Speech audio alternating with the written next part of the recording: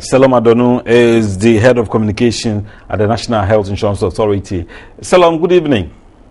Hi, good evening, sir. Right, so the news is that the minister is indicating that the National Health Insurance Authority has payment for this year, for service providers, all has been cleared. We want a confirmation for you. Is that the case? Well, I didn't get that well. You said the minister. I'm trying to find out if the minister has said that the payment for this year has all been cleared for the National Health Insurance Authority. We want a confirmation for you if you have received any news like that. Well, thank you very much, and a very good evening to your viewers. I don't think that is what the minister said, but it's 2015, and so you couldn't have cleared everything for 2015. That would be futuristic. That would be in the future. I think what the minister said was that it's cleared all payments due us for 2014. Yes, that may be true, but the issue we kept talking about is that, you may succeed in giving us all the money due us, but there exists a funding gap. So the funding gap has nothing to do with the timely release of money. Example, let's say finance ministry is to give us 100 cedis, but our expenditure is 150 cedis. So when you put all the taxes and everything together, let's say it's 100 cedis, but our expenditure, claims payments and everything is 150. So even if you give us all the 100, yes, it is true that you would have given us all the 100. And the question is that 100 enough to pay for the 150 debt we have incurred? That is where the discussion is. That is why we have said that we have been running a funding gap. And the funding gap we have been running, started 2009. And indeed, that was consistent. Well, it seems we've lost Selam Adonu. Would have asked more pressing questions, since we know that a lot of service providers are agitating, refusing to give service to people who are looking for health services because the monies that they have, service that they have rendered have not been paid for in the past. We'll try and activate the line again and talk to Selam Adonu as soon as we're able to establish contact. I'm sure we'll speak to him and then get the confirmation from him.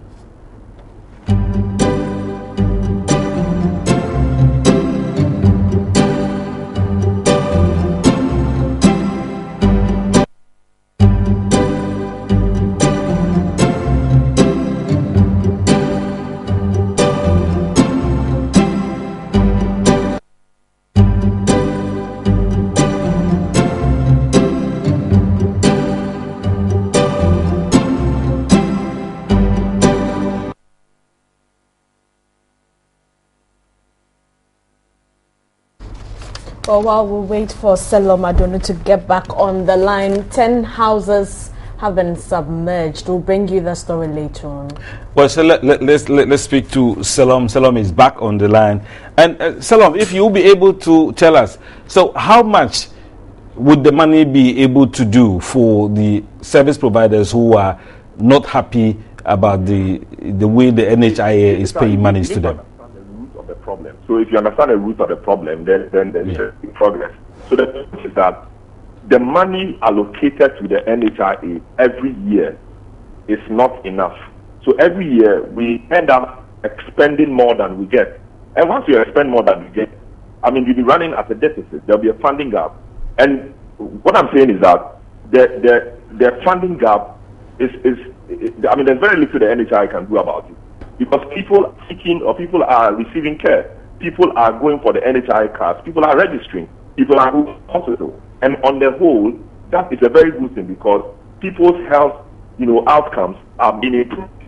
That is where I want to go as a people. But the point is that the monies which come to the NHIA is not enough. So there are a number of solutions. Do we increase the NHIL, the levy, from maybe 2.5% to 3.5%? Do we increase the premiums we pay? Do we get some money from the petroleum fund? Do we get some money from road fund, for example, because when people are on the road and they get accidents, they go to the hospital and that becomes an NHIS burden. Do we get some money from the communication service tax? That is where the discussion is going. So the finance ministry may succeed in giving us all the money due us. And the point we are making is that money simply is not enough to meet the maturing financial obligations of the NHIA.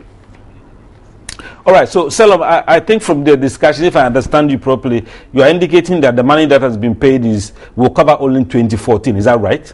Yeah, I mean the money's paid. That is why we are now. The money was released last week. Okay, Selam. So from your point of view, since health cannot wait, if somebody is sick, they cannot wait for laws to be changed in Parliament to determine where the money should come from to support people who are ill. So where do you think would be more plausible to pick the money from? Well, that is a decision for the people of Ghana to make. That is a decision for you. That is a decision for me to make. It's a collective decision. That is why we placed a number of options on the table. Now, what is refreshing is that government has said, the president especially has said, that government is committed to make the necessary budgetary allocation to ensure that the scheme remains sustainable. Government is the guarantor of the scheme. So what we have to do, or what we do as NHIA, is to ensure that our systems are efficient, is to ensure that we pay the claims when the money comes, and is to ensure that we register the people and ensure that the service providers provide them the service as we have promised. That is our job. The financing of it is... Can you give us an indication in terms of timeline when the money will hit the accounts of the service providers? Come again, please. Those you owe at the moment, how long will it take for the money that you've received now to get to their accounts, or for them to be paid for services rendered? Almost everybody I've interacted with said that they've received their money. So, I mean, I've interacted with the regional directors of the scheme. What even happened was that the money was released around Monday last week or so. By Tuesday, we have started paying. By Thursday, we have finished paying. We just pay into the account, and then the disbursement takes place from the district level. So we have done our part. What may be, a lot of people have received their money. That is a fact. But those who may not have received their monies now, then there could be an issue between their bankers and themselves. But from our side, we have released every money. It wouldn't even make sense for NHIA to be hoarding the money when everybody is complaining about delay in claims payment. So if finally the money has been released, there will be no point in holding on to the money. So we have done our part. We have transferred the monies to every single facility, under the scheme. What may be a lot of them have received it, as I've indicated. If anybody hasn't received it, then I think they should check the relationship they have with their bankers. Sometimes banks take a few days to make reflections occur. That may be the issue. But as far as I know, almost everybody I've interacted with has received their money. So, Salam, my understanding is that the funds are not enough for every year. So, how much have you paid in 24? Is it for 10 months, 5 months, or 6 months? All right, we have paid the whole of 2014 in a general. We have, a few facilities who have peculiar issues.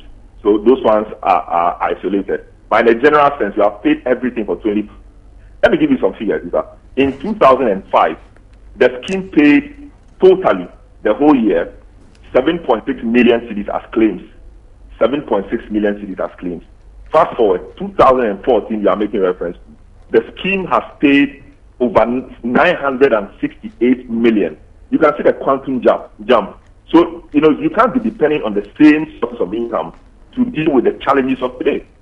So, to just let you in on this, our allocation, even for 2015, is on the face of it inadequate to sustain, to pay claims for this year. But you have to talk about administrative expenses. You will pay water bill, you will pay light bill, you will buy toners, you will buy A4 sheets, you will do other things. Right. So, Salom, just one clarification. This year, one more point to let you go, Salom. That is the problem. Yeah, Salom. So, if I understand you, it means that no money has been paid for services rendered in 2015. Is that clear? No, 2015. We are just closing 2014. Okay. So 2015, we have assurances that money will be released to cater for parts of 2015. You see, one thing you also have to understand is about the payment structure and the arrangement that NHIA has with service providers. We have a 3-month window within which we receive claims and vet the claims. So we may be in the 5th month of the year, but count back 3 months. You realize that you end up in February. So when we pay for January and maybe February, then we are very much on course. But the point is, even as I speak, some service providers haven't even submitted their claims for January. They haven't even submitted claims, sometimes some of them for even December, others for February, but we're in May. But if you are speaking in a general sense, they will tell you that NHIS owes us to May. That is true, but that is not technically accurate, because you have to submit your claim before I know how much I owe you. So right. if you've not submitted a claim, if you have not vetted your claim, then we can't talk about you owing us. That is why we have an arrangement that when you provide a service. Right. Thank you very much. We're grateful for this insight. Selom Adonu is the head of communications at the National Health Insurance Authority.